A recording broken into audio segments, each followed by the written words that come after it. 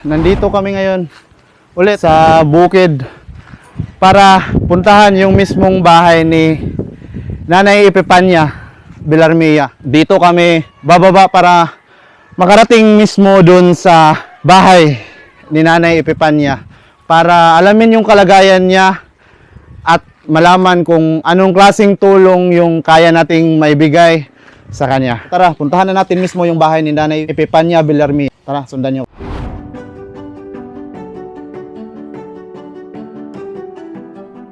So kung nakikita nyo yung lugar, bukid talaga yung makikita nyo yung kabuuan dito. Kasi nasa bukid na parte yung kinatatayuan ng bahay ni Nanay Epifania. So dito tayo dadaan, papunta sa mismong bahay niya. Dito sa lugar nila nanay, medyo mahangin. Hindi kagaya nung sa syudad na napakainit talaga. Dito may malalanghap ka talagang hangin. Kaya napakaganda talagang, no? Sana balang araw makatira tayo dito, no? Habang papunta ka nga sa bahay ni nanay, so dahan-dahan ka talaga sa yung paglalakad kasi malikabok na yung mga lupa dito. Maaari kang madulas. Kahit tuyo, maaari ka pa ring madulas. Dito na tayo sa lugar, so yun yung bahay ni nanay. Yun mismo. Yun na yung bahay ni nanay. Puntahan natin at i-check natin kung nandun ba talaga siya. So ngayon, i-interviewin natin siya kung ano ba talaga yung ginagawa niya sa buhay. Sa edad niyang 81 years old. So yan, sana nandito talaga si nanay para mahingan natin siya ng interview. So, tara, pasok sa bahay ni nanay. Nay, so tamang-tama, nandito si nanay. Ito si Nanay Villarmia Epifania. So nay, magandang hapon nay. So nandito kami nay para hingin ka ng interview. Okay lang po ba nay? So kung maaalala nyo nay, yung video nyo, maraming nakapanood nay, nag-request na puntahan daw kita dito. Ito na si Nanay Epifania Villarmia. Ilang taon ulit, Nay? 81. Ikaw lang mag-isa dito, Nay. Ni ako'y apo. Akong binuhi. So, ikaw yung nagpapaaral sa kanya, Nay. Una kong itinanong sa kanya kung mga ilang taon na rin niya itong ginagawa. Di na ihap. Ay, di kang gusto kagamay pa. City, makamao na. Pagugay na gyud. Pag city na ko, sige naman miglaan. Ikwinento rin sa akin ni nanay kung gaano kahirap at kadelikado ang kanyang trabaho. Masamat. Kaningilitan niya. Ito na rin. Sabi ni Nanay, matulis daw to. Kapag hindi ka nag-iingat, maaari kang masugatan dahil sadyang ginagawa nilang napakanipis, maaari kang magkasugat dahil sa grano nito. So mahirap din yung trabaho ni Nanay, hindi madali. Magkano naman yung bilhin nyo sa mga kawayan na ginagawa nyong bistayan, Nay? 100 ang bayad. Tulo gatos. Tulo ka buhos. Usa ka gatos. Kinhangan yun sa tagpunan kay kanang bagakay. Na may tag-iya di palit yun ta. Di mo ta ka yano kuha. O tibuot yun. Kita pa'y makapta. Someday, wam tayo bana. Nabigla rin ako sa sagot na iyon ni nanay, kaya naman kung hindi nyo narinig, i-rewind ko na lang. Kita pa'y makapta. Someday, wam tayo bana. Kalain nyo nga rin naman na sa edad niyang ito, umaakit pa talaga siya sa puno ng kawayan. Maput lagi ato sa nina, mga kanna. Budita gana, bilahon. Naghantunog ang kwaya. Kahit karampot lang talaga ang kanyang kinikita, tinanong ko pa rin kung meron pa ba siyang naitatabi para sa kanyang sarili. Wala sobra. Ang sobra atong manok. Kura. Akong katabi ka ng akong apo nga.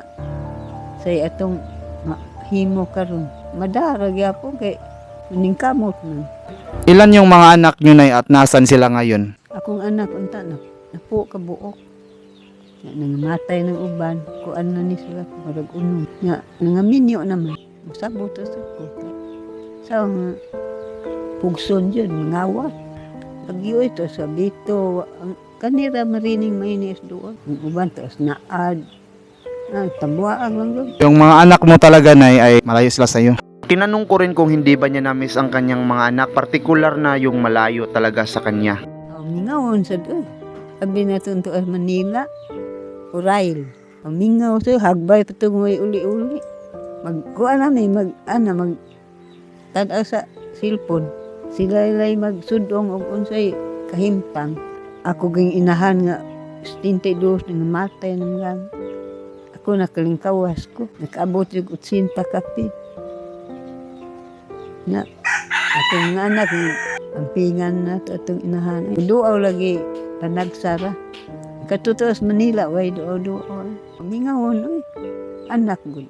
So, ayun habang kausap ko si nanay, so kitang-kita ko sa kanyang mga mata na medyo maluha-luha na siya habang pinag-uusapan namin yung mga anak niya, kung gaano niya ka-miss at gaano niya ito gustong makita o makausap sa personal, lalong-lalo na yung mga anak niya na nalalayo sa kanya.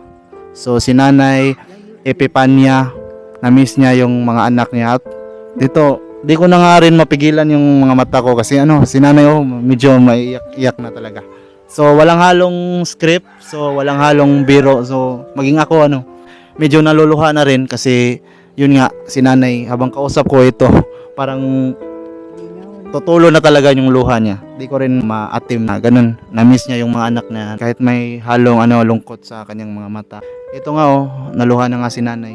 Nay, bumibilib ako sa iyo. Napakasipag mo. Dasal lang kayo palagi sa Panginoon. Mapapanood to ng mga anak ni nanay at mga kakilala ni nanay. Hindi madali yung buhay ni nanay sa ganitong edad niya. Siya pa yung nagkukuha ng kahoy. Katunayan kanina, nakita ko siya na bumababa habang kumukuha ng kahoy na panggatong. At yun, makikita mo talaga na kahit may kabigatan na yung mga ginagawa ni nanay, kinakaya niya talaga para sa kanyang apo na nandito na nag-aaral din at maging sa kanyang mga anak. Kaya pinipilit niyang magpakatatag. So, Nay, magdasal ka lang palagi, Nay, at palagi mong isipin yung mga mabubuting intensyon mo. Pagdasal mo rin sila, Nay, na kahit paano magkausap kayo or dalawin kanila dito. Napuntahan ko na si nanay at babalik ako dito para hatiran siya ng tulong. So, yun lang. Babalik ako dito, Nay, ha? Narani mo balik ka.